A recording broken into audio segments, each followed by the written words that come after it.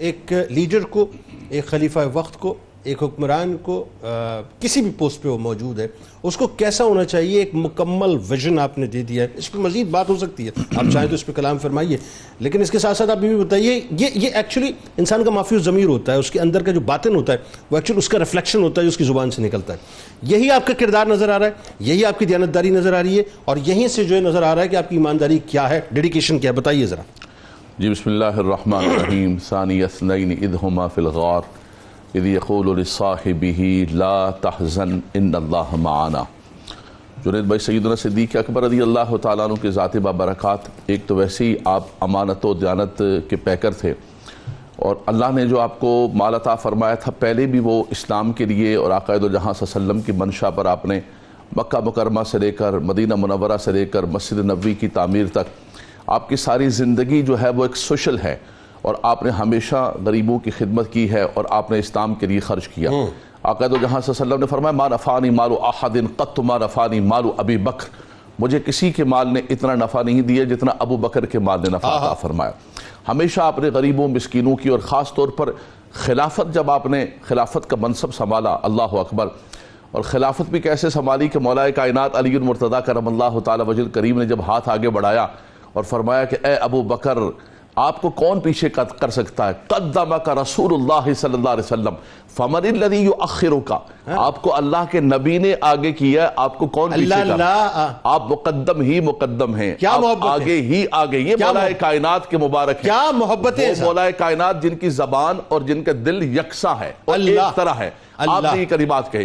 بہت بڑے چیلنجز تھے، بہت بڑے حالات و واقعات تھے، لیکن آپ نے اپنی وہ امانت داری، دیانت داری، وہ جو مخلوق خدا کی خدمت ہے، اس عجوزہ نابینا بڑیا کی پہلے جیسے خدمت کیا کرتے تھے، خلافت کے بعد اس کو نہیں چھوڑا ہے. اس خدمت کو بھی پورا کرتے رہے، مخلوق خدا کے ساتھ محبت کرتے رہے. اور جہاں تک رہی بات امانت و دیانت کی، تو جنید بھائی اب تو مال غنیمت آپ کے پاس آ چکا ہے. جب کوئی سربراہ مملکت بنتا ہے تو کہتا ہے کہ اب تو مجھے منزل مل گئی ہے، اب تو میری مرضی ہوگی، مال غنیمت دل برحم. لیکن آپ نے پہلا جو فیصلہ فرمایا، جس کی طرف آپ نے انٹرو کے اندر اشارہ فرمایا، آپ تاجر ہیں، بازار کی طرف چل پڑے. سیدنا عمر فاروق نے فرمایا یہ کیا کریں؟ آپ نے فرمایا کہ اور کیا کروں گا؟ تو فرمایا کہ ٹھیک ہے، بیت المال سے متعین کیا جائے گا، لیکن کتنا متعین ہوگا؟ یہ امانت و دیانت کا پہلا زینہ ہے. جب انسان حکمران بنتا ہے، سارے سب اس کے ہاتھ میں آ جاتا ہے تو اپنی مرضی سے متعین کرتا ہے. فرمایا ایک عام مزدور کا جتنے گزارا چل سکتا ہے وہی امیر المؤمنین. اب ہمیں یہ تعین کرنا پڑے گا. ہم ریاست مدینہ کے خد و خال کو دیکھیں، اور ریاست مدینہ کے اگر نقش قدم پر چلنا چاہتے ہیں تو جیسے آپ نے فرمایا یہ خطبہ، یہ آپ کا خطبہ، یہ ایک منشور ہے ریاست مدینہ کا. اور اسی طرح آپ کا یہ عمل، آپ یہ دیکھیے کہ اگر فرمایا حضور کیسے آپ کا نظام چلے گا؟ فرمایا جیسے اس مزدور کا چلے گا ویسے ہی میرا چلے گا، اور اگر اس کا نہیں چلے گا، اگر اس کا نہیں چلے گا تو فرمایا اس کے بڑھا دوں گا میں. اللہ اکبر.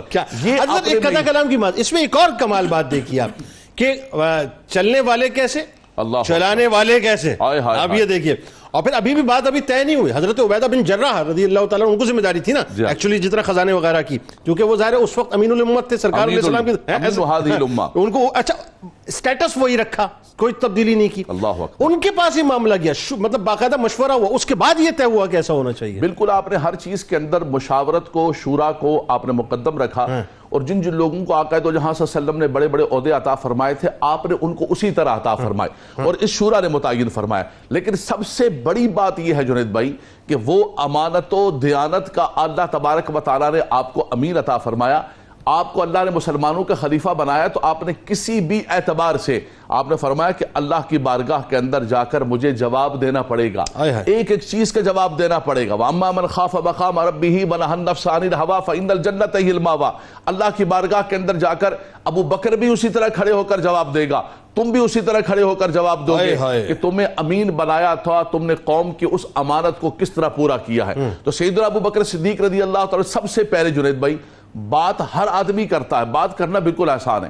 میں بھی بات کر لوں، آپ بھی بات کر لیں، ہر بندہ بات کر لے، کھڑے ہو کے بات کر لے.